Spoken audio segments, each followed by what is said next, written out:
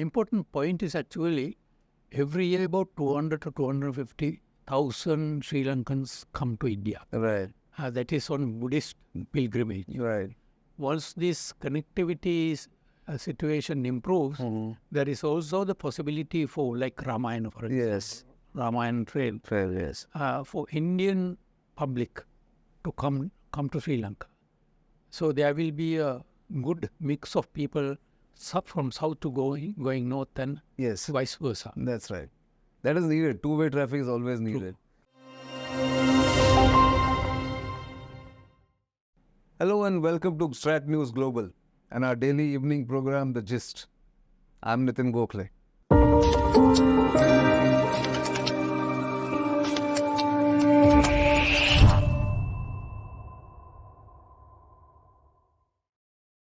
And on The Gist this evening, our guest comes from Sri Lanka, former Ambassador Bernard Goonetilleke, currently the chairman of Pathfinders Foundation, an NGO which works on different issues concerning Sri Lanka and of course the geopolitics of the region. And I have him in the studio because of a recent report that Pathfinders had released after doing that report in a study on how Sri Lanka can be helped by Japan and India to revive its economy and various sectors of the economy which can be invested in by both private sector and by the government of India and Japan. And there was a discussion last week in the Vivekananda International Foundation and NatStrat, another think tank in India. And therefore, a lot of interest in India about what is this report about and what does it recommend. So welcome to this program, Ambassador, and thank you for your time. Thank you, Nitin. Happy to be with you. Thank you. Let me ask you, Ambassador, I was attending the workshop or seminar in the VIF that you also were helming. And the key 4 points that one could take away from the discussion that day was about the 4 key areas that you identified for Sri Lanka's transformation. And they are low carbon power generation, development of Trincomalee as an energy hub, logistics and connectivity, and people-to-people contact. Let me ask you what, first of all, prompted you to do this study, and what do you expect to achieve now from here on? You see, beginning of last year, we saw the developments that were taking place in the country. We knew that urgent action was required, and we wanted to alert the government. That we did with a short report, which urged the government to restructure its debt. Right. And also seek IMF assistance to overcome the problems what we had. But there was a school of thought that they thought that there was no need to restructure our debt. There was no need to go to the IMF, that the local remedies are available and they can apply those remedies and bring the situation under control. Right. So the government most likely believed what was said to it by the advisors. And they were slow to act on the general perception. And what we very clearly said, we did that after consulting several Sri Lankan economists of international repute, right, who saw the alarming situation. And the government said, well, we can manage. Okay. And this was obviously before the crisis erupted. This was in February. Right. Last year in 2022. 22 February. Right. Yes. Then, of course, slowly the situation started to unravel. And perhaps government realized what was going to happen. And we were requested to do a study. They knew in the short term they had to do whatever necessary to address the situation. Sure. So they thought it will be a good thing to focus on the medium and long term. which we did. What we did was this time around, instead of relying on economists, Sri Lankan economists who were living abroad and looking at the situation from abroad, we got nearly a dozen of experts who had the capacity to look at various areas of the economy. So we selected these 4 particular areas what you mentioned. Sure. 2 relates to energy. Right. Another 2 related to logistics and people-to-people contacts. We thought it was a good bundle. Yes, and that was what prompted the whole crisis, and the long-term vision for revival of economy was prompted the report. That's how it happened. And this report was submitted in January this year. Actually, it took nearly 8 months for us to complete. We completed the report in early part of this year. Right. And from February onwards, we were disseminating the information and submitted it to the government, Sure. including to the president himself. Right. That happened in March. Okay. And then, of course, we thought it is necessary not only writing the report, we need to go to the source. Sure. The closest and most reliable and friendly source was India. And we negotiated, our High Commissioner, Mr. Milinda Morogoda, negotiated with the NatStrat. Right.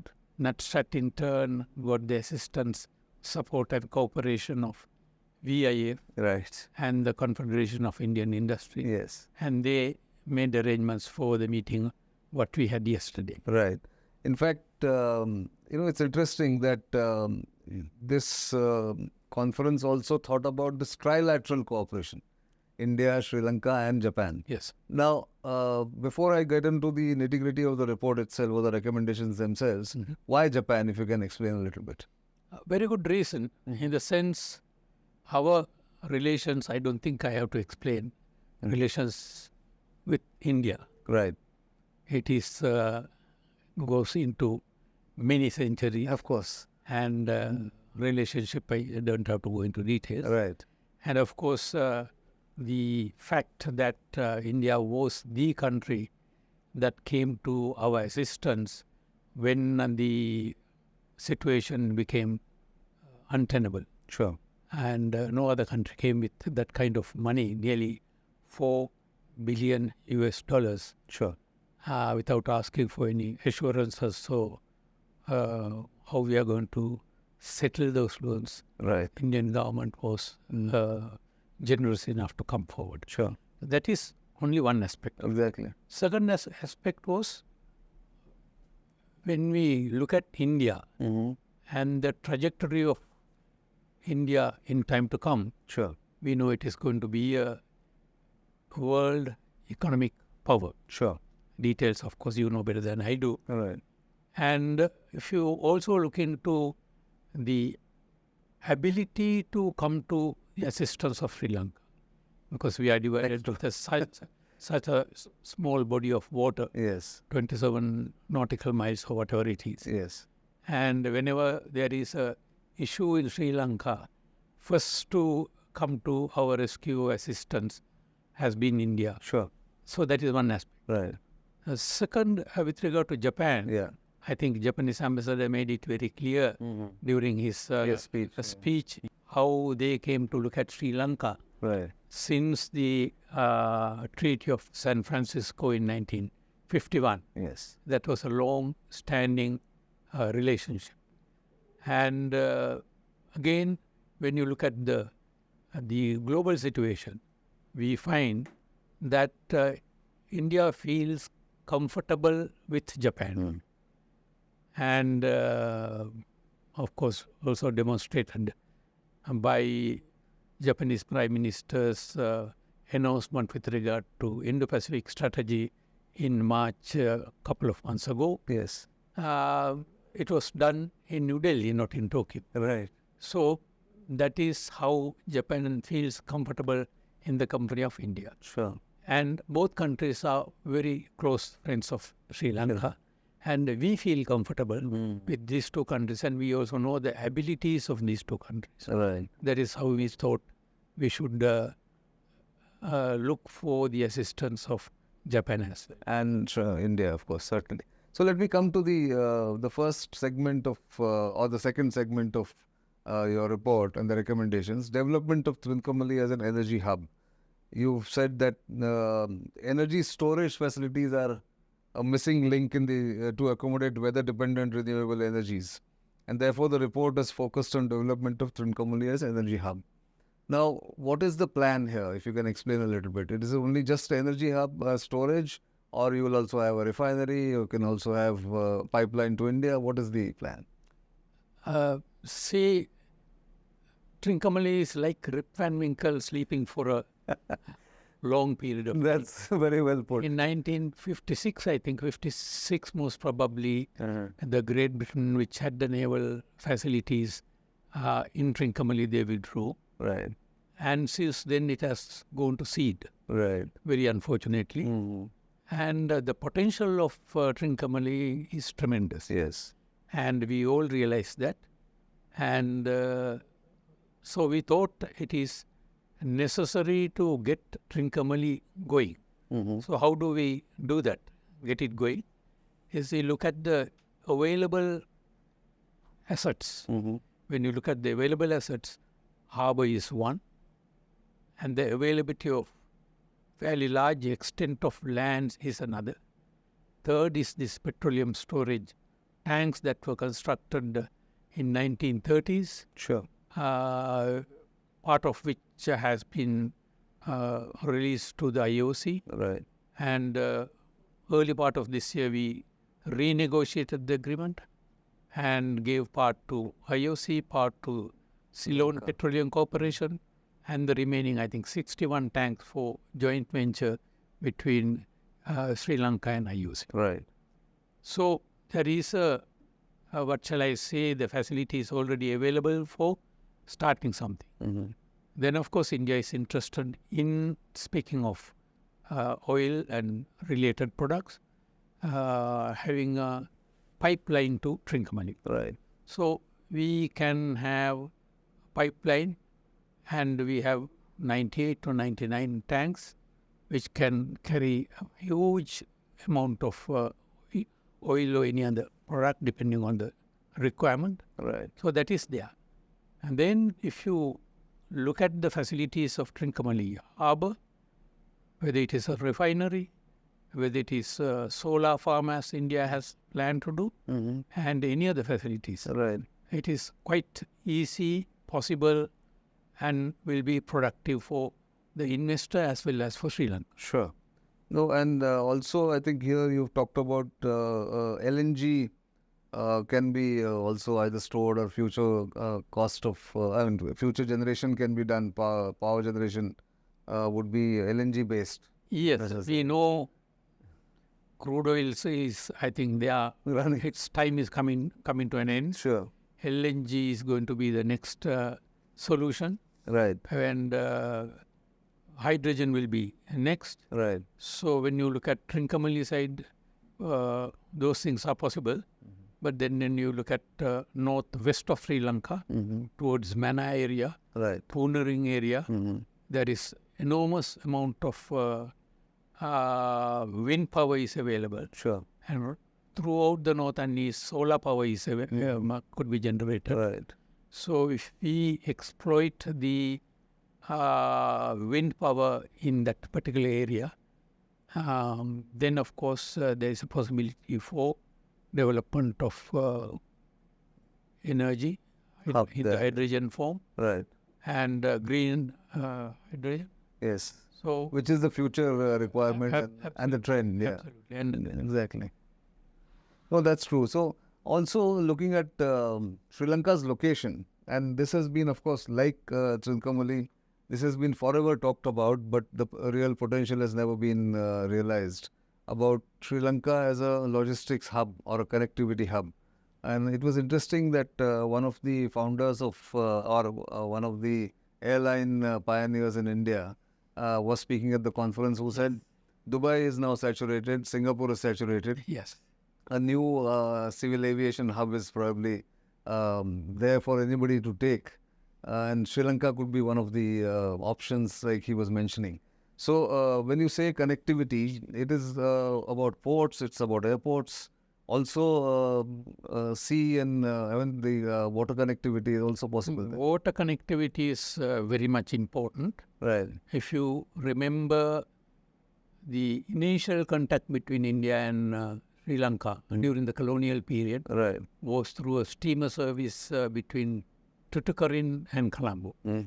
Started around latter part of the 19th century, 1896 or whatever it is, and came to an end around 1940s. Right. Then came the Chennai. Kankashinthura. Or No. Chennai coming down to Dhanuskodi. Oh, Dhanuskodi, yeah, of From course. Dhanuskodi to Talaivanna. Talaivanna, yeah. And there was a proposal, very interestingly, we are talking about road connectivity now, Yes. but in around 1906, once again during the colonial period, times, yes. there was a proposal and there were engineering drawings done by a German Right. man with regard to the road connection. And the total bill at that time was, estimate was 9.3 million sterling pounds. Sterling pounds, okay. Yes. That was much too much for the colonial government. Yes. And they were generous enough to fund the Pamban Bridge. In near Rameshwaram. Yes. Then from the across the Pamban Bridge, Dhanuskodi. came up to Dhanuskodi, and there was a very short distance of about 20 kilometers Sure. from there to Talaivanna. So that was the connectivity that we had until about 1964 when the cyclone hit the area. Dhanuskodi area. Then from Dhanuskodi it was moved northward again to Rameshwaram, Yes. and that connectivity remained till about 1983. Okay. Thereafter, due to the disturbances in Sri Lanka, Right. the situation came and the connectivity got lost. Then after the conflict came to an end in Sri Lanka, and India assisted in developing the railway track Yes. that was destroyed during the fighting. Right. And Prime Minister Modi, Yes. when he visited in, I think, March 2015, Correct. he declared open the that northern line. northern railway. Northern railway track. But unfortunately, although the technicality was satisfied or looked after, there were circumstances that prevented the ferry from restarting. So, 2015, now we are in 2023. Right. For 8 years, we have not been able to get, at least now there is an agreement Yes. to get that thing going. Right. Today, I had some discussions with local parties, and we find that it will take approximately another year, if not more, Okay. for that connectivity to be complete. To be established. And on the Sri Lankan side, the pier that stretched into the sea for nearly 300 meters was made of steel. Right. Is totally destroyed. Right. And in May, there was a Indian engineering team that visited Sri Lanka, looked at the pier, and they came to the conclusion that it has to be replaced. So it is going to cost a fairly large amount of money. The government of Sri Lanka will not be able to fund that. Right. So the whole of the question is how we are going to fund that particular pier here on the Sri Lankan side. Right. Very interestingly, at that time, the pier had the facility to accommodate 2 ships, I see. and the railway track went up to the sea, Right. and one gets down from the ferry, Yes. gets into the train, and then trains goes flow. Yeah. So that kind of a sophisticated arrangement, there. what we had in 1940. Correct. Not So, anymore. not many more. Yeah. But I'm sure it will be revived even if it Well, takes time. that is the intention is there, but of Right. course the new discussion is with regard to Nagapattinam and Kankasanthuri. Ankasanthura, yeah. There are certain things to be done Right. on the Indian side and the Sri Lankan side. I was told today by an authoritative source that by about November, September, October, before the monsoons break out, Right. the Nagapattanai will be ready. I see. So there will be this particular service. Will at least starting. begin.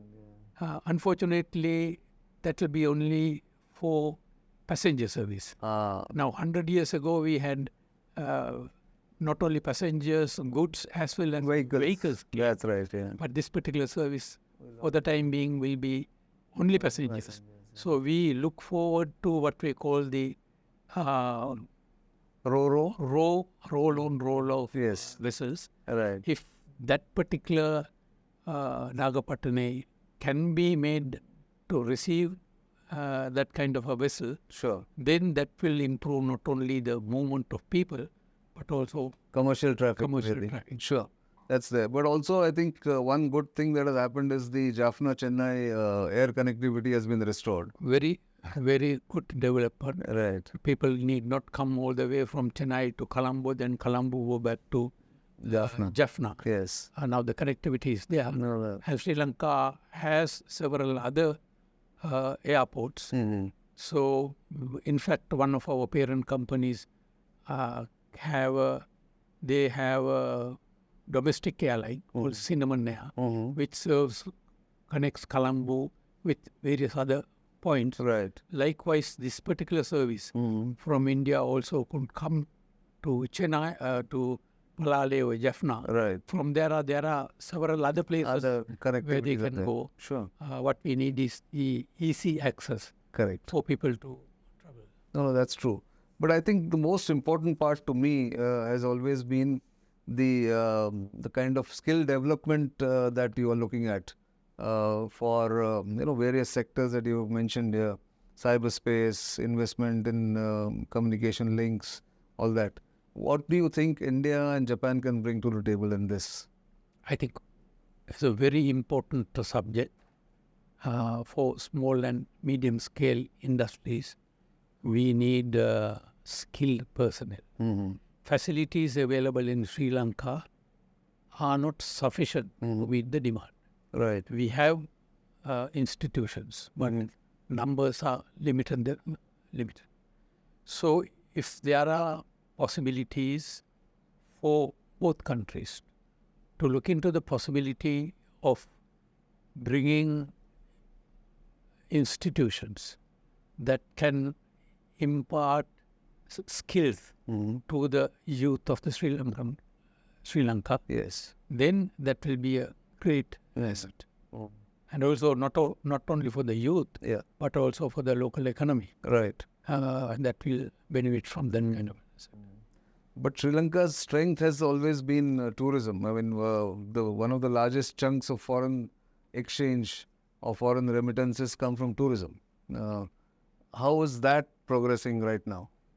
Well, we have gone through once again a difficult time starting from 2019 bombings in the country. Correct. Followed by the COVID. Yes. Followed by the economic downturn in the world.